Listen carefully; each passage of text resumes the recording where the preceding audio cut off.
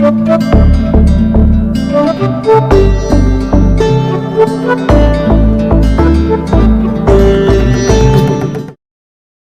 जी, नमस्कार, राधे राधे, हर हर महादेव। मैं आपका आचार्य देव। अपनी चर्चा इस समय चल रही है कि 2022 आपके लिए कैसा होगा।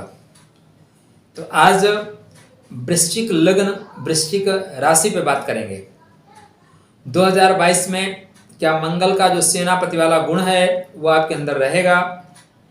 सदैव दूसरों को पराजित कर आप विजय प्राप्त करेंगे। शत्रु आपके पराक्रम से भयभीत रहेंगे क्या, साथ ही चर्चा करेंगे। आपका स्वास्थ्य कैसा होगा, धन कुटुंब कैसा रहेगा, भूमि भवन वाहन का सुख इस वर्ष आपको कितना मिलेगा, प्रेम, संतान, एजुकेशन संबंधित कितना फायदा होने वाला है 2022 में आपको, कहीं ऋण रोग, मुकदमाबाजी, दुर्घटना इत्यादि का शिकार तो नहीं होना पड़ेगा आपको। साथ ही व्यापार बात करेंगे, व्यापार की, रोजमर्रा की आय में वृद्धि होगी कि नहीं। इस वर्ष क्या वैवाहिक जीवन में या परिणय सूत्र में आप बंध पाएंगे।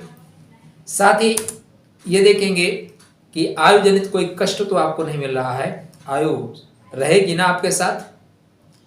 उसके बाद देखेंगे कि आपके भाग्योदय की स्थिति क्या है, इस वर्ष भाग्योदय कहाँ से कैसे होगा।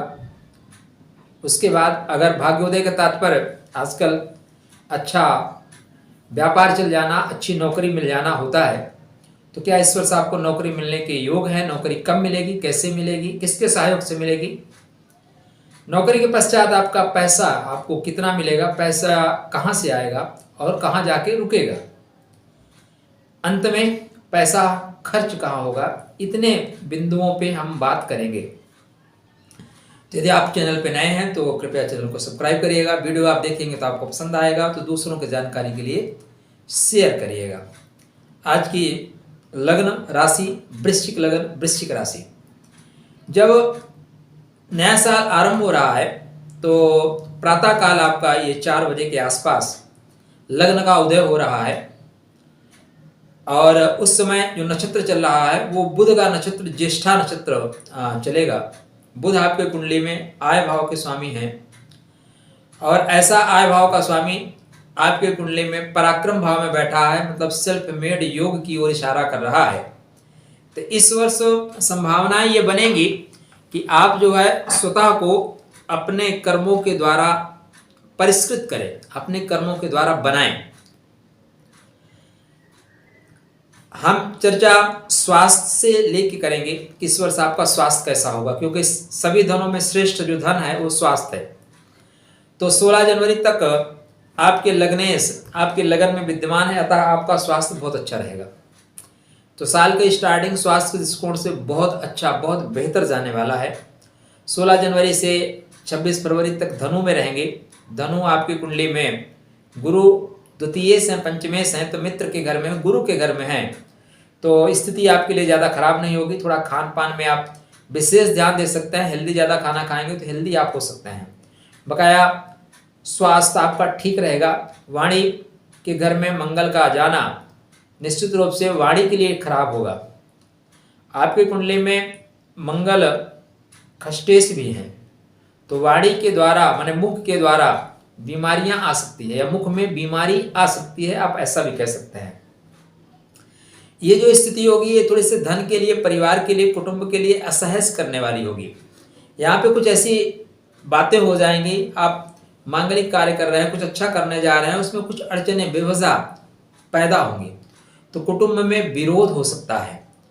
26 फरवरी से 7 अप्रैल तक मकर में तो श्रेष्ठतम समय। देखिए मेष लगन, वृश्चिक लगन, मंगल अधीनस्थ जो राशियां हैं वो जानी जाती हैं पराक्रम के लिए। 12 वर्ष तक कुकर जीवे और 13 लव जिये सियार, बरस 18 छत्तीस जीवे आगे जीवन को धिक्कार। तो इस तरह की कुछ स्थितियों को लेके ये अग्नि तत्व माने मेष और वृश्चिक दोनों राशि चला करती हैं। वृश्चिक राशि कालपुरुष की कुंडली में अष्टम भाव के कारकत्व को लेकर चलती है। देखिए आपकी कोई भी लगन हो, कोई भी राशि हो, जो कालपुरुष की कुंडली है उसका जो कारकत्व है उस लग्न और राशि के साथ सदैव अटैच रहता है। मजे की बात यह है कि वृश्चिक राशि वृश्चिक लगन जब आपका उदय हो रहा है तो मंगल वहीं बैठे हुए हैं और चंद्रमा भी वहीं बैठे हुए हैं, तो आपके लिए लक्ष्मी योग का निर्माण करेंगे। कौन सा योग का निर्माण करेंगे? लक्ष्मी योग का निर्माण। और मजे की बात यह है कि आदरणीय श्री प्रधानमंत्री नरेंद्र मोदी जी की कुंडली भी मकर लगन की वृश्चिक लगन की कुंडली है, वृश्चिक राशि की कुंडली है। तो आप कह सकते हैं कि यहाँ उनका भी आप ग्रही स्थिति देख सकते हैं। तो 26 फरवरी से लेके 7 अप्रैल तक का जो समय होगा वो अपने बाहुबल को, अपने पराक्रम को दिखाने का होगा। तो यहाँ आप डिफीट नहीं खाएंगे, लोगों को डिफीट करेंगे। यहाँ पे मित्र बंधु बांधवों पराक्रम की वजह से आपका सब अनुचर होंगे, आपके सब सहयोग करेंगे। तो हर तरह से यहाँ पे सहयोग मिलता हुआ प्रतीत हो रहा है। मंगल आपके खष्टेश हैं, तो पराक्रम की वजह से शत्रु पक्ष भी दबेगा, शत्रु भी उत्पन्न होंगे लेकिन शत्रु पक्ष दबेगा। बंधु बांधवों में विरोध हो सकता है, सहयोगी आपसे टूट सकते हैं। इसके पश्चात मंगल देव आपके 7 अप्रैल से 17 मई तक कुंभ में प्रवेश करेंगे। तो मूल त्रिकोणीय राशि खष्टम भाव है, इसलिए मूल त्रिकोणीय राशि का फल सदैव मिलेगा। याद रखिएगा, जब भी आप कुंडली का प्रेडिक्शन कर रहे हैं तो ये जरूर ध्यान दीजिएगा कि जो भी ग्रहों की राशियां उसे मूल त्रिकोणीय राशि कहाँ है। तो मूल त्रिकोण राशि यहाँ पे खष्टम भाव में, तो खष्टम भाव के कारकत्व को लेके मंगल चलेगा, अपने को बचाएगा, शेष जगह वो परेशानी क्रिएट करेगा। तो चतुर्थ भाव में जब मंगल जाएगा तो गृह संबंधी विस्तार आप करेंगे, घर का विस्तार करेंगे। तो विस्तार में फिर क्या होगा, कहीं ना कहीं परेशानी होगी, मुकदमाबाजी होगी, अड़चने होंगी, कानूनी विवाद होगा। तो विस्तार आप इस दृष्टिकोण से करें कि विवाद ना पैदा हो, ये सोच कर करें। इसके पश्चात 17 मई से 27 जून तक ये मीन में होंगे, लग्नेश पंचम भाव में। आपको प्रेम मिलेगा, प्रेम का प्रेम मिलेगा, सबका प्रेम मिलेगा। अब यहाँ पे संतान भी आपका अनुकरण करेगी, संतान भी आपको स्नेह देगी, क्योंकि गुरुदेव यहाँ पे इस समय तक पंचम भाव में आ चुके होंगे। तो संतान भी आपके बनाए हुए मार्ग पे चलेगी। ध्यातव्य रहे कि मंगल खष्टेश है, अतः उदर विकार आपको मिल सकता है या बड़ी संतान आपके विरोध में खड़ी हो सकती है। संतान इस समय हो सकता है कि जिनका आप जिनसे विरोध हो उनसे संतान मित्रता कर बैठे।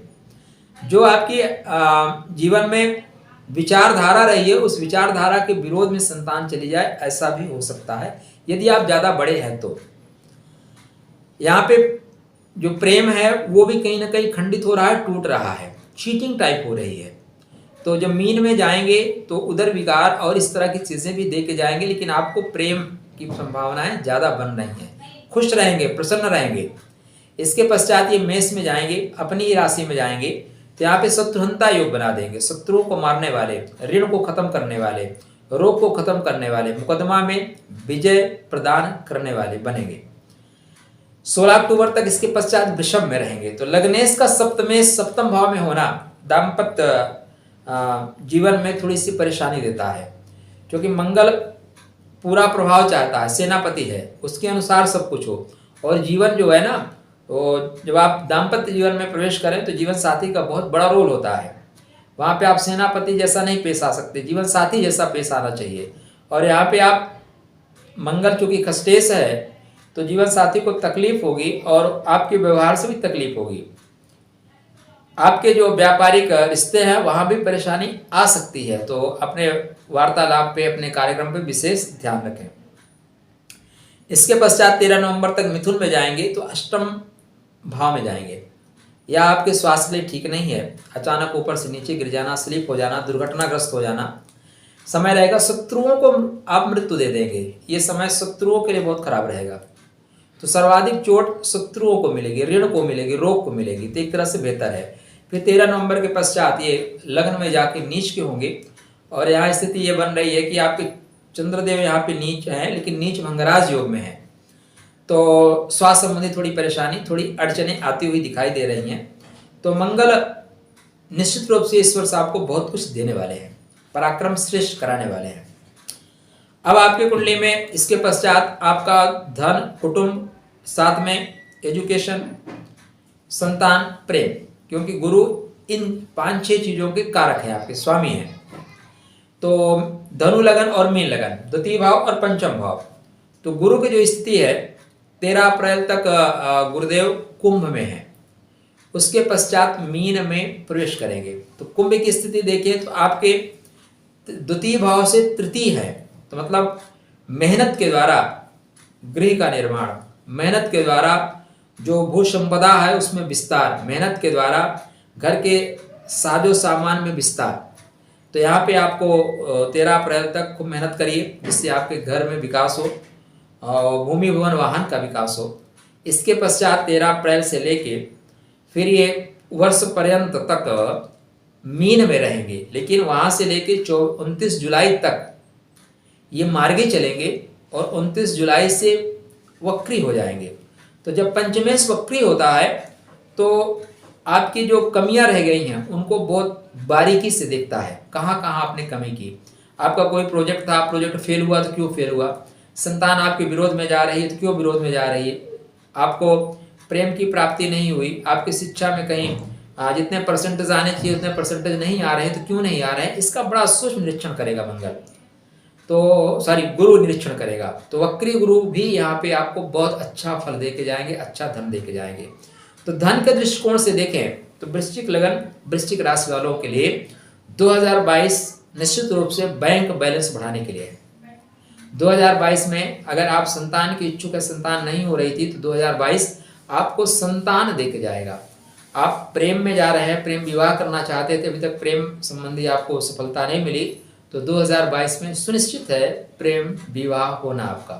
तो हर तरह से गुरुदेव आपके ऊपर कृपा दृष्टि करेंगे, पंचम और नवम दृष्टि रहेगी, तो हर तरह से आप गुरु का लाभ ले सकते हैं। गुरु को अधिक से अधिक मजबूत करें, उनकी शुभ दृष्टियों को प्राप्त करें। एक और बड़े ग्रह आपकी कुंडली में शनिदेव, वृश्चिक लगन में, तुला लगन में सर्वाधिक कारक शनिदेव होते हैं, लेकिन वृश्चिक लगन में बहुत ज्यादा सपोर्टिव होते हैं। यहाँ पे कारक आपके गुरु हो जाएंगे और कारक आपके चंद्रदेव हो जाएंगे, लेकिन जो शनि का कारकत्व है, शनि स्वामी है पराक्रम के, शनि स्वामी है भूमि भवन वाहन के। तो आपको इस वर्ष निश्चित रूप से नया प्लाट, गाड़ी, घर, नया सही सब हो सकता है पुराना मिले, लेकिन आप कुछ न कुछ लेके आ रहे हैं। आप गाड़ी भी पुरानी ले सकते हैं, लेकिन गाड़ी मिलेगी। तो आपके लिए तो नई गाड़ी हुई। तो प्लाट लेना चाहें तो प्लाट आपका ले लेंगे, घर बनाना चाहें घर बन जाएंगे। क्यों बन जाएगा? कारण यह है कि अभी चतुर्थेश अपने से द्वादश चल रहे हैं, यद्यपि अपनी राशि में चल रहे हैं, लेकिन अपने से द्वादश चल रहे हैं। तो द्वादश चलने से आप सब कुछ करना चाहते हैं लेकिन कर नहीं पा रहे हैं। तो ये 29 अप्रैल को अपने मूल त्रिकोण राशि में प्रवेश करेंगे 2.5 वर्ष के लिए। कितने वर्ष के लिए?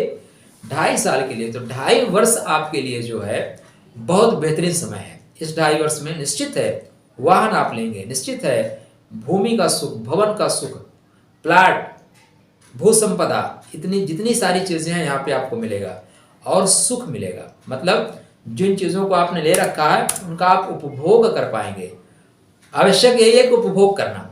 तो आपके शनिदेव 29 अप्रैल तक आपसे परिश्रम करा रहे हैं। 29 अप्रैल के पश्चात उस परिश्रम का पूर्ण लाभ आपको दे के जा रहे हैं। तो 2022 में शनि की भी विशेष कृपा आपको प्राप्त हो रही है। अब इसके बाद हम बात करेंगे आपके शुक्र देव की। आपकी कुंडली में सप्तमेश हैं और विदेश से संबंध बनाते हैं, व्यापारेश हैं, विदेश तक व्यापार ले जाने वाले हैं। तो ये स्टार्टिंग में जो हम देख रहे हैं तो आपके धन भाव में गोचर कर रहे हैं, मतलब धन तो आप स्टार्टिंग से कमा रहे हैं, लेकिन यहाँ पे आप कुटुंब में धन खर्च भी कर रहे हैं 27 फरवरी तक। मूल त्रिकोण राशि व्यय भाव में है, लेकिन ज्योतिष शास्त्र का एक सिद्धांत है कि द्वितीयेश और द्वादशेश सदैव अपनी दूसरी राशि का फल देने की कोशिश करते हैं। तो यहाँ पे शुक्र वृषभ राशि का फल देंगे, अर्थात व्यापार का फल देंगे। तो यहाँ पे आपके सप्तमेश स्टार्टिंग में कुटुंब भाव में चल रहे हैं, मतलब कुटुंब में विस्तार हो सकता है, कुटुंब में किसी का आगमन हो सकता है, परिवार आपका बढ़ सकता है। 31 में फिर 27 फरवरी तक धनु में चलेंगे, फिर 31 मार्च तक मकर में चलेंगे। जब मकर में चलेंगे तो सप्तम अपने से नवम चलेंगे। तो विवाह से आपको लाभ, विवाह का लाभ, व्यापारिक मित्रों से लाभ, व्यापार का लाभ, रोजमर्रा आय का लाभ, बंधु बांधवों से, मित्रों से। तो बेहतरीन समय है आपके लिए। इसके पश्चात 30 अप्रैल तक कुंभ में जाएंगे तो सप्तम का स्वामी दशम में, आपकी माँ और बच्चों के माँ के बीच बेहतरीन तालमेल बनता हुआ दिखाई दे रहा है। ससुराल से भी आपको लाभ मिलेगा, आपको अपने घर से लाभ मिलेगा, साथ में ससुराल के लोगों से भी, ससुर जी से भी आपको लाभ मिलता हुआ प्रतीत हो रहा है। 30 अप्रैल के बाद 23 मई तक मीन में रहेंगे। प्रेम विवाह करने का सर्वश्रेष्ठ समय, प्रेम विवाह का सर्वश्रेष्ठ समय, शुक्रदेव यहाँ पे पंचम भाव प्रेम के घर में उच्च के हैं, तो यहाँ पे आपको उच्च प्रेम मिलेगा, सटीक माने सच्चा प्रेम मिलेगा। और अगर आप प्रेम विवाह करना चाहते हैं तो यह समय आपके प्रेम विवाह का है मई में, तो मई में कर डालीजिए, अभी स्टेटमेंट आप बुक करा लीजिए। इसके पश्चात फिर ये मेष में जाएंगे। जब मेष में जाएंगे तब थोड़ी सी तकलीफ है। 23 मई से लेके 18 जून तक मेष में रहेंगे, तो यहाँ पे आपके दाम्पत्य जीवन में थोड़ी सी परेशानी आएगी। पति पत्नी कार्यों की वजह से दूर रह सकते हैं, व्यापार की वजह से दूर रह सकते हैं, थोड़ी सी अनबन भी हो जाएगी। यहाँ पे व्यापारिक मित्र आपके साथ ढीला ढाली करेंगे, आज नहीं कल कर देंगे, कल नहीं परसों कर देंगे। यहाँ पे कोई बड़ा प्रोजेक्ट न लगाएं, वरना धनहानि होने की संभावनाएं बन रही हैं।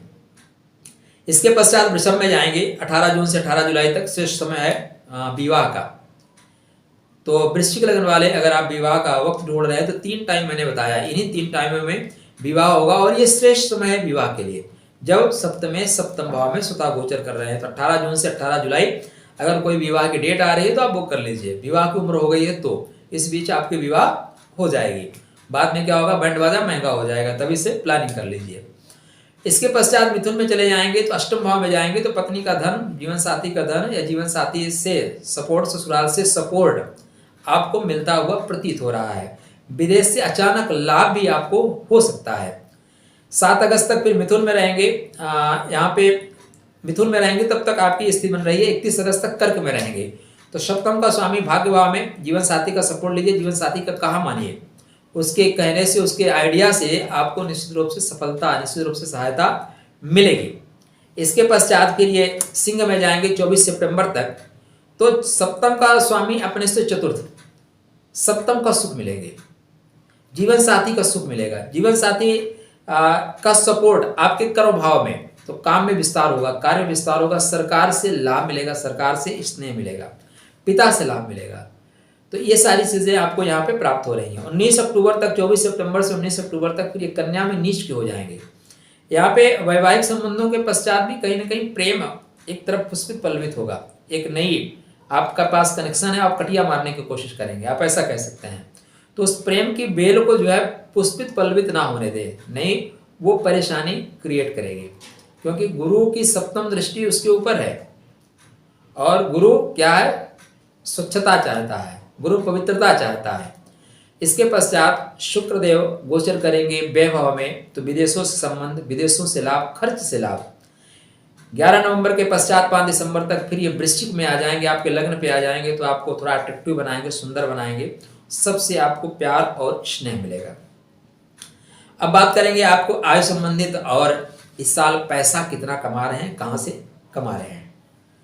इसकी बात करें तो देखिए, आपके बुध देव जो है वो आयु के स्वामी हैं।